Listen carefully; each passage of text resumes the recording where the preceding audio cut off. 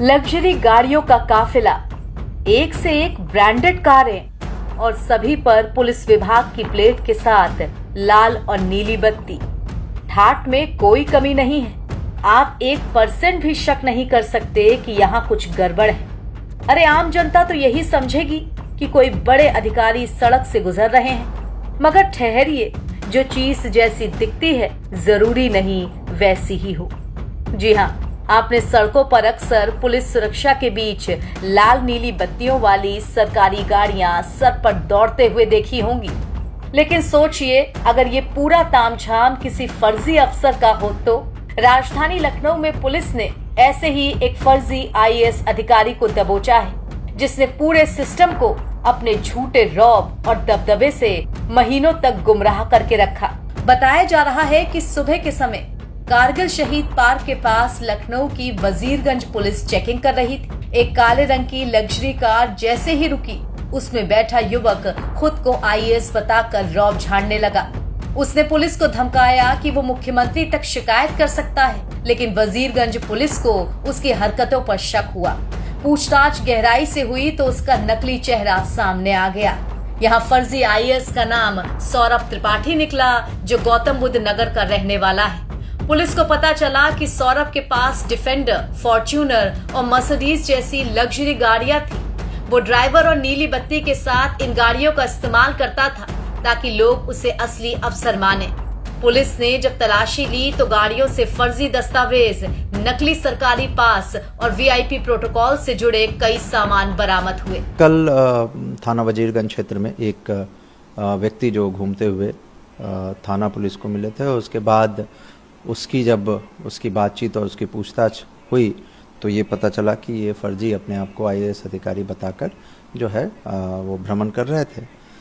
उनकी पूरी छानबीन की गई। जो डॉक्यूमेंट उनके पास से मिले, उन सभी के आधार पर ये समझ में आया कि उसके पास से बहुत सारे डिफरेंट पद के विजिटिंग कार्ड्स, कई आईडी कार्ड्स और इनकी निशानदेही पर कई लग्जरी गाड़ियां बरामद हुई, जिस पे फर्जी वाहन पासेस लगे हुए थे।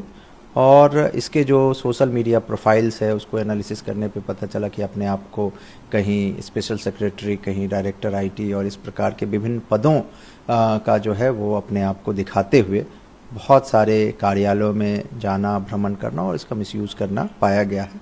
मुकदमा दर्ज कर इसको जेल भेजा गया है। और ये पूछताछ में इसने बताया कि करीब 5-6 साल पहले सीडैक में वो काम करता था और वहाँ से इसने एनआईसी की ईमेल आईडी बनाई, जिसको कि जॉब छोड़ने के बाद भी उसका उपयोग करता रहा, मिसयूज़ करता रहा है।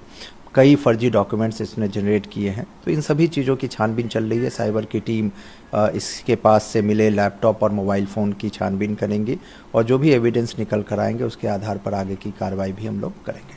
हाँ सर, तो सचिवालय पास इसके गाड़ियों पर लगे हुए उसकी भी जांच होगी। ऐसे पीसीआर लेने की जो बात है वो भी बिल्कुल सही बात है, क्योंकि जिस प्रकार से ये विभिन्न समय पर और बहुत दिनों से जिस प्रकार से इस तरह की इम्पर्सनेशन के केसेस करते थे, डिफरेंट ऑफिसेज में जाना, डिफरेंट अधिकारियों के पास जाकर अपने आप को अलग अलग रूप में प्रेजेंट करना, इससे क्या इसने फ़ायदे लिए, क्या इसकी नीयत थी, क्या ये करना चाहता था, इन सभी चीज़ों के लिए हम लोग जो है जानकारी और छानबीन करने का प्रयास करेंगे। तो इसमें पूरा नेटवर्क निकल के आएगा। इस गिरफ्तारी की पुष्टि को लेकर यूपी पुलिस के सोशल मीडिया हैंडल से लिखा गया है, 0 टॉलरेंस अगेन फ्रॉस्टर्स। स्वयं को आईएएस अधिकारी बताकर रौब दिखाने वाले एक अभियुक्त को लखनऊ पुलिस द्वारा गिरफ्तार किया गया। उसके कब्जे से 6 4 पहिया वाहन, लैपटॉप, मोबाइल फोन, नकद रुपए व अन्य कूट रचित दस्तावेज बरामद किए गए। इसके अलावा इसी गिरफ्तारी की तस्वीर लखनऊ पुलिस ने भी पोस्ट की है और लिखा है, थाना वजीरगंज पुलिस टीम द्वारा फर्जी आईएएस अधिकारी शातिर अभियुक्त को गिरफ्तार किया गया।